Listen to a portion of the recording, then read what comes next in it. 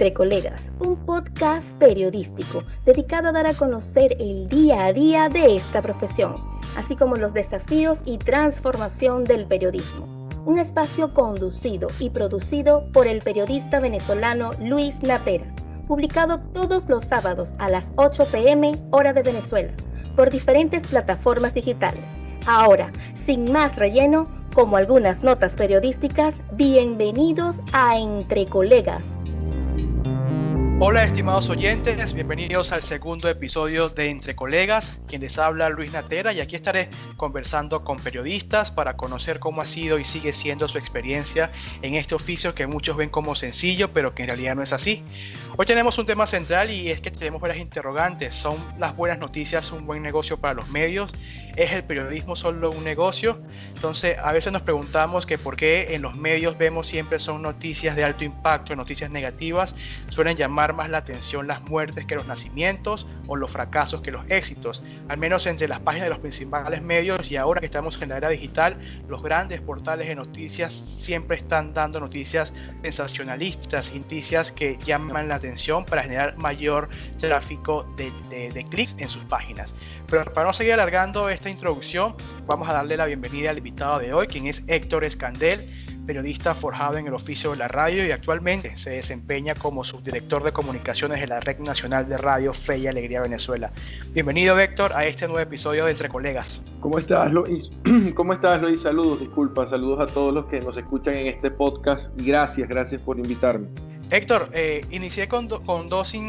interrogantes. ¿Son las noticias un buen negocio para los medios y es el periodismo solo un negocio? En el caso de tu experiencia en la Red Nacional de Radio Fe y Alegría, y bueno, también yo que pasé por esa casa, ¿qué opinas respecto a esas interrogantes?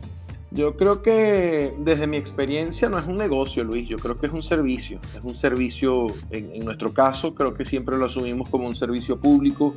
un servicio a la ciudadanía. Cada quien luego hace con ese servicio,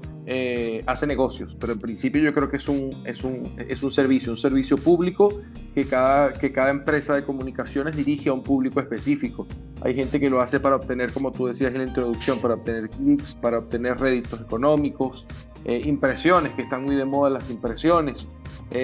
para obtener ganancias a través de maquinarias gigantescas de publicidad, pero hay otros que simplemente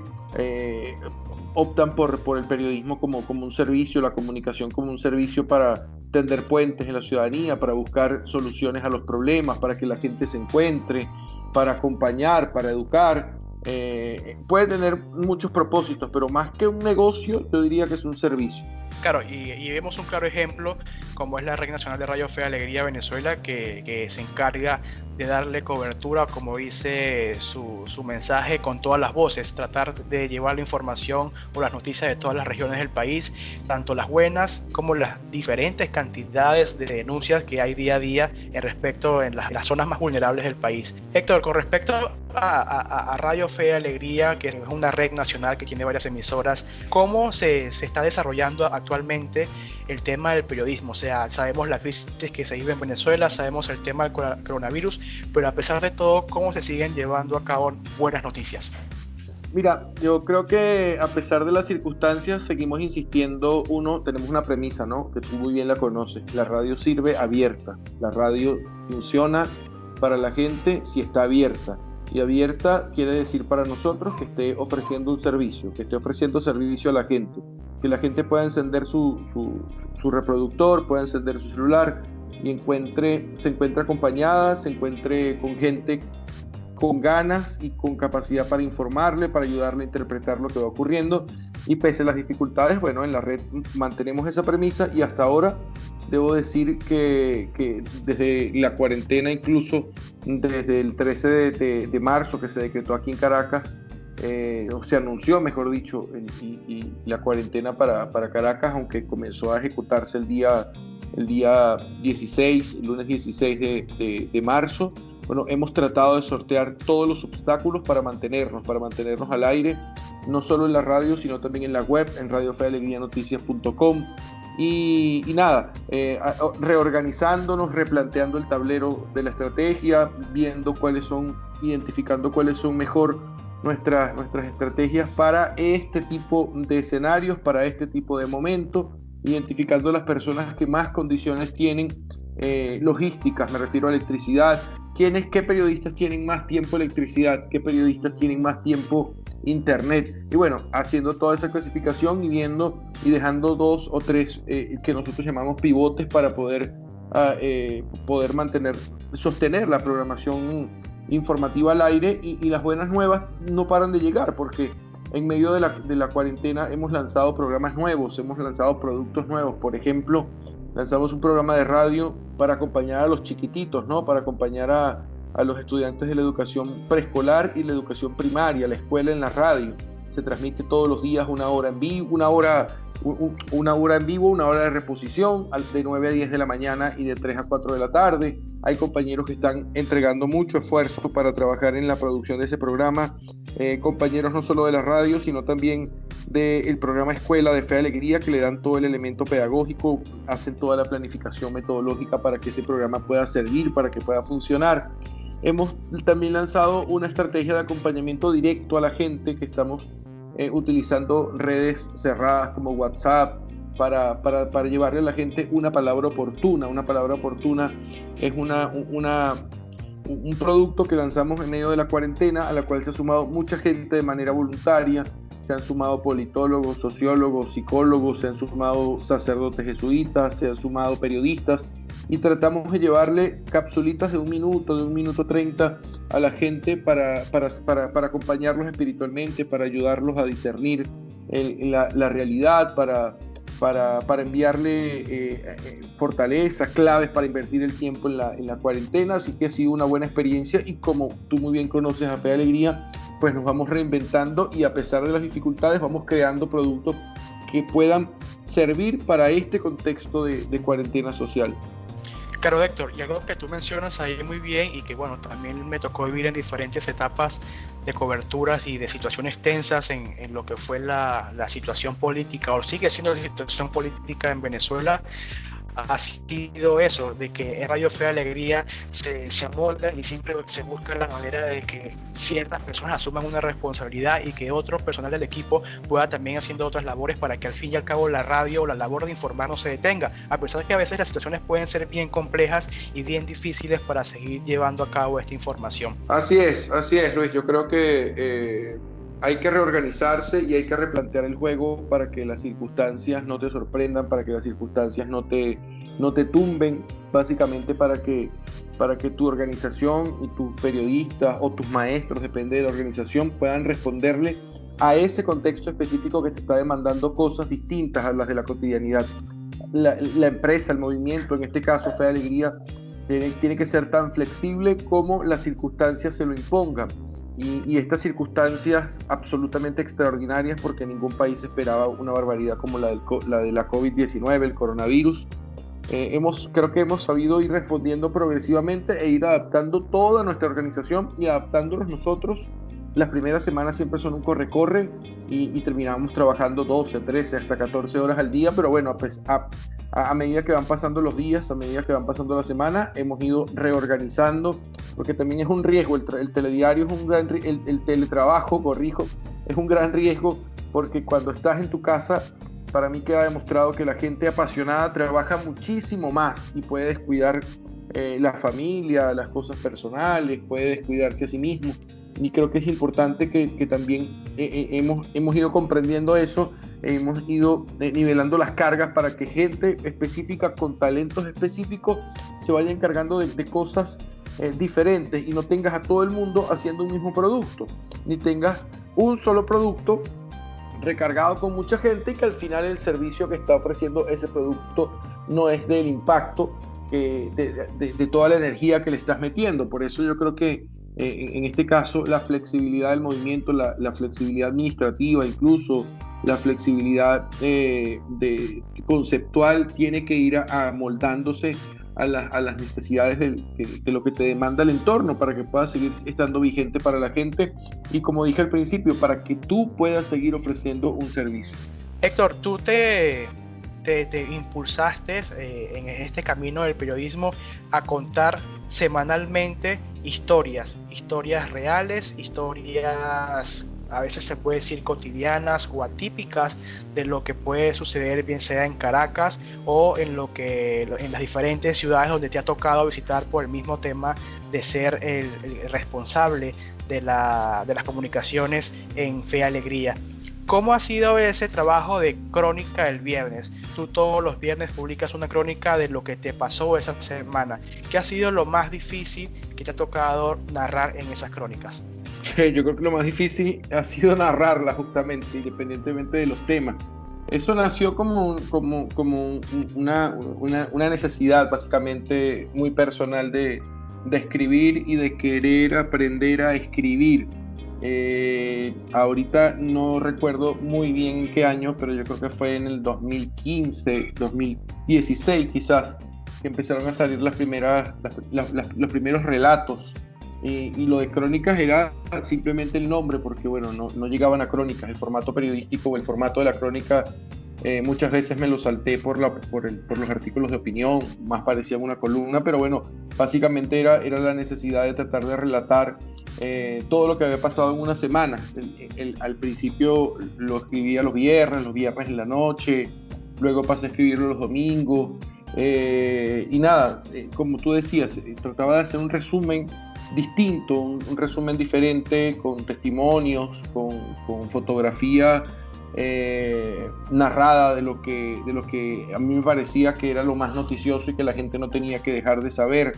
Y eso nació en medio de un contexto difícil, complicado en el país que tú viviste aquí en Venezuela, que fue la caída económica que tuvimos todos los venezolanos en el año 2016, que sin duda se va a recordar por mucho y va a quedar en la historia porque me parece que ha sido una de las más dramáticas de la historia de Venezuela. Y fue el año en que apareció la miseria, aunque suene duro decirlo, ¿no? Pero apareció la miseria en las esquinas, apareció la pobreza extrema, aparecieron muchas cosas que te describían una catástrofe y básicamente lo que intentaba hacer era tratar de narrar en clave política, en clave social, en clave económica esa catástrofe y no para resaltar la tragedia, no para mostrar con morbo el drama, sino para mostrar la fotografía del país, porque me parecía que era importante mostrar el país que no se contaba en las televisoras nacionales, que no aparecían en los pocos periódicos que quedaban, que en las pocas radios independientes que para el momento existían. Puedo nombrar Radio Caracas Radio, Unión Radio, Circuito Éxito, la misma Radio Fe y Alegría. Eran muy pocos los espacios que habían disponibles y el alcance no era el que hubiésemos deseado los periodistas nosotros para que la mayor cantidad de gente se enterara. Así que bueno, empezamos a hacer eso, a colgarlas en Facebook, a enviarlas por WhatsApp. Después se creó un blog que era el que tú mencionas, cronicadelviernes.wordpress.com, y allí se convirtió en un ejercicio muy personal, un ejercicio bonito de escribir y cada vez ir aprendiendo a escribir mejor, a perfeccionar con la ayuda de mucha gente, de muchos compañeros, de Bexa, de mi esposa que me edita las notas desde un principio, las crónicas, y muchos compañeros que fueron opinando y fueron diciendo, mira, está bueno el formato, haz esto, haz lo otro, y bueno, se fueron adaptando y después la crónica del viernes, bueno, pasó a hacerse en otros medios que me pidieron colaboraciones, algunos que me llegaron a contratar incluso para que escribiera para ellos, y bueno, ese experimento de crónica del viernes pasó a ser casi que eso, un formato, un estilo muy personal de ir contando lo que iba ocurriendo en el país, y pasó en el 2017 en las protestas, y fue durísimo narrar las protestas en primera persona, a través de ustedes, a través de los periodistas que estaban en la calle, porque generalmente me tocaba estar en el estudio. Pero recuerdo, y disculpa que me extienda, Luis, pero recuerdo una crónica muy, muy, muy especial que me ha marcado en la manera de escribir, porque además muchísima gente la leyó y muchísimos escritores a los que yo admiro muchísimo la leyeron. Y fue justamente un día que fui a cubrir una protesta en la calle, cuando ya mis compañeros estaban bastante cansados. Bueno, salí yo a cubrir la protesta y recuerdo que fue un 1 de mayo del 2017 y escribimos una crónica que se llama Caracas, relato de un día en la guerra, porque esa había sido la experiencia que yo había vivido justamente ese día. Ese fue el día en que la oposición anunció que iba a marchar por la Cota 1000 hasta el Tribunal Supremo de Justicia, y fue una emboscada terrible desde helicópteros, desde el segundo piso de la Cota 1000 en Caracas, de la policía, de la guardia, y fueron horas bastante intensas de correr, de tragar gas, de ver el sufrimiento de la gente, y como lo viví allí en primera persona, bueno, traté de narrarlo, de ser fiel a lo que había visto, a lo que había escuchado, a lo que había sentido básicamente ese día, que sentí mucha emoción, mucho miedo, mucha rabia. Fueron muchos sentimientos que creo que terminaron quedando plasmados en ese artículo, en esa crónica de Caracas, un día en la guerra, y esa marcó como un antes y un después. Y una que se viralizó terrible fue cuando la sub-20, porque no solo escribíamos de la tristeza, sino que tratábamos de narrar lo bueno, así como tú decías al principio del programa. Y un día hice una crónica de lo que significaba pararse de madrugada a ver a la Vinotinto sub-20 que estaba en el Mundial, y lo quise hacer de manera muy jocosa, como escribiéndole una carta a Dudamel, y escribimos Dudamel, ¿qué vaina contigo? Y era planteando justamente una contraposición a lo terrible que estaba ocurriendo en el país y las cosas extraordinarias que estaba haciendo él con un grupo de chamos, básicamente adolescentes, que fueron subcampeones mundiales. Esa crónica recuerdo que la leyeron más de 120,000 personas, y para mí fue una locura porque la replicaron muchos medios, y seguramente que hasta el mismo Rafael Dudamel le llegó a su WhatsApp y la terminó leyendo. Claro, ahí vemos el detalle de que no todo es malo, no todo es narrar lo feo, como decimos, a veces lo negro, lo oscuro del periodismo, sino que también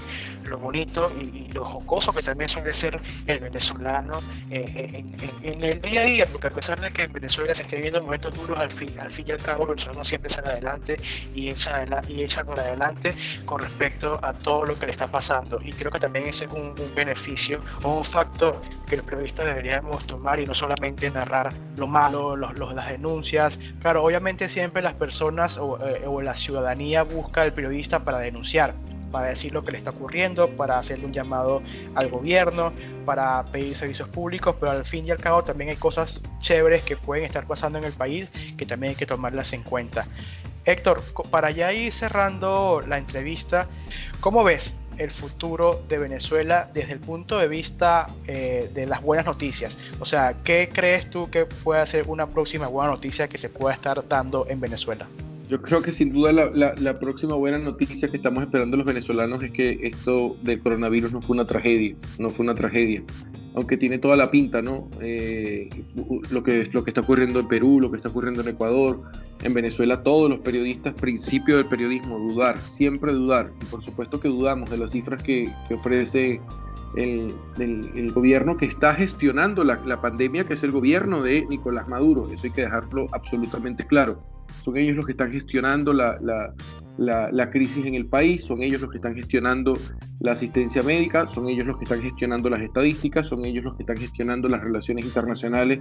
con la Organización Mundial de la Salud. La próxima gran noticia que yo quisiera escuchar y la próxima buena noticia que yo quisiera narrar es el fin de esta emergencia en nuestro país, y que no hayamos sufrido como tristemente ha sufrido Ecuador, para hablar de nuestro continente, como está sufriendo Brasil, como están sufriendo en Perú hoy día, como están sufriendo en Estados Unidos, como lo están sufriendo en España, como lo están sufriendo en Italia.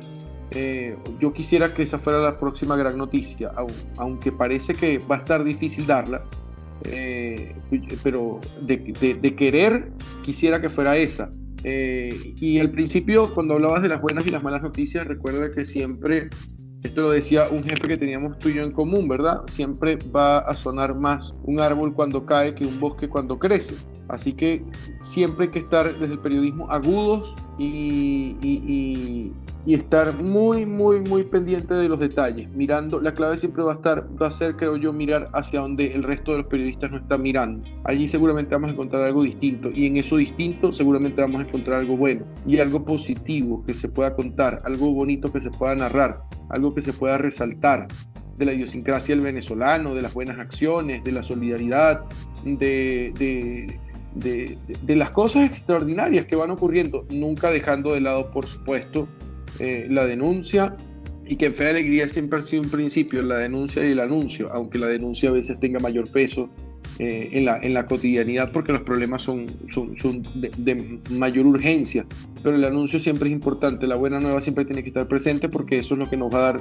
al fin y al cabo, nos va a dar esperanza y nos va a seguir dando las certezas de que el país puede ser distinto, de que el mundo puede ser diferente, de que puede ser más justo, de que puede ser más humano, y esas pequeñas experiencias que a veces podemos recoger con pinzas son las que definitivamente nos van a dar la certeza de que sí, de que la cosa puede ser distinta. Héctor, de manera ya de cierre, tú no te formaste desde el inicio como periodista, sino que estudiaste ecoturismo. Me comentaste en esa pequeña redacción que te pedí antes de la entrevista. ¿Cómo fue ese cambio? ¿Cómo fue ese cambio de pasar del ecoturismo, porque obviamente vienes de Puerto Ayacucho, del estado de Amazonas, y pasar a la comunicación social? ¿Cómo fue esa transformación y qué te llevó a eso? No, yo creo que eso es parte del descubrimiento que uno hace, el descubrimiento que uno hace cuando está en plena formación. Yo llegué a la radio cuando tenía 17 años. Cuando tenía 17 años llegué a una radio de Puerto Ayacucho, curioso, queriendo narrar fútbol, queriendo hacer deportes, y bueno, y terminé haciendo lo que hago. En el camino hice esa carrera, hice ecoturismo, hice prácticas, trabajé también en paralelo en algunas cosas de ese oficio, pero definitivamente la pasión se desborda, ¿no? Definitivamente a veces uno nace para una cosa en específica y quiero creer que nací para esto y que tengo algún tipo de talento para esto, y por eso creo que he estado tanto tiempo en esto de la radio y del periodismo, ¿no? Y el periodismo haciéndolo, comenzando con 17 años, ni idea de lo que era el periodismo, ni idea de lo que le enseñan a uno también en la universidad, pero por intuición y por grandes compañeros que uno ha tenido y maestros que uno ha tenido del periodismo, uno va aprendiendo a identificar géneros, formatos, uno va aprendiendo a escribir, uno va aprendiendo un poquito a ordenar las ideas, y va aprendiendo las cosas más técnicas del oficio, pero al final del día también esto se trata de intuición, se trata de olfato, se trata de vocación, creo yo, y creo que todo eso se fue conjugando como para ir haciendo para que el cambio se diera de manera natural y no nada forzado. Así es, Héctor. Bueno, primero que nada agradecerte por aceptar esta invitación al segundo episodio de Entre Colegas, y ya un mensaje final a los colegas periodistas y a todas las personas que se puedan estar conectando a este segundo episodio de Entre Colegas. Mira, a los periodistas que están afuera, a los compañeros que se han ido, siempre sepan que aquí está su casa, siempre sepan que Venezuela es el país que siempre los va a recibir, independientemente de cuál sea la situación política y de cuál sea el presidente que tenga, y siempre va a ser un lugar al cual van a poder volver siempre. Y incluso a los periodistas que están afuera, les digo que desde donde estén y desde el oficio que tengan afuera para ganarse la vida, lo bueno del periodismo es que siempre se puede ser periodista, no se necesita tener un contrato para ser periodista, siempre se va a poder escribir, siempre se va a poder contar, siempre se va a poder narrar, siempre se va a poder tomar una foto, siempre se va a poder hacer un video, y si desde su talento, desde lo que aprendieron, desde lo que les apasiona, desde lo que les gusta, pueden seguir contribuyendo a las causas periodísticas venezolanas, háganlo, que el país se los va a agradecer, sus familias aquí adentro se los van a agradecer. Estamos en una cruzada, todos los comunicadores y periodistas de este país, por informar, por darle tranquilidad a la gente, certeza a la gente para que pueda tomar decisiones, y a todos los venezolanos que están fuera, nada, lo mismo, seguir creyendo que se puede echar raíces en cualquier lugar. Este mundo es nuestro, este mundo, más allá de que hayamos implantado banderas en cualquier lugar,